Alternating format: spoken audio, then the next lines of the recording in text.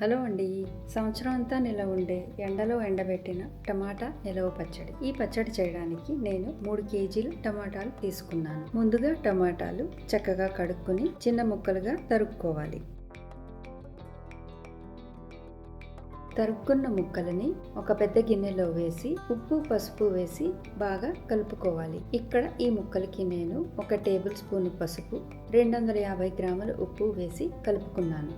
పసుపు ఉప్పు కలిపిన ముక్కలని 2 రోజులు నానాక 3వ రోజు తీసి శుభ్రమైన క్లాత్ మీద వేసి ముక్కలని గట్టిగా పిండుకోవాలి. పిండుకున్న ముక్కలని ఎండలో ఎండేదాకా ఎండబెట్టుకోవాలి.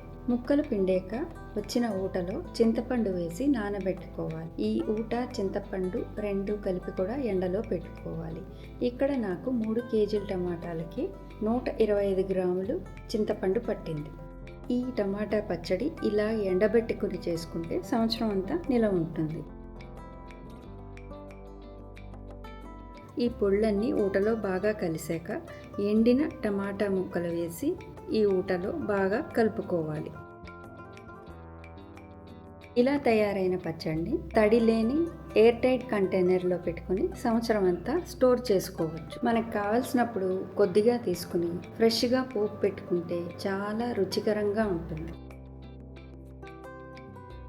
ఈ పచ్చడి అన్నంలోకి సైడ్ డిష్గా కాకుండా వేడివేడి అన్నంలో కలుపుకున్న చాలా బాగుంటుంది. ఇడ్లీ దోశల్లో కూడా చాలా రుచికరంగా ఉంటుంది. Thank you.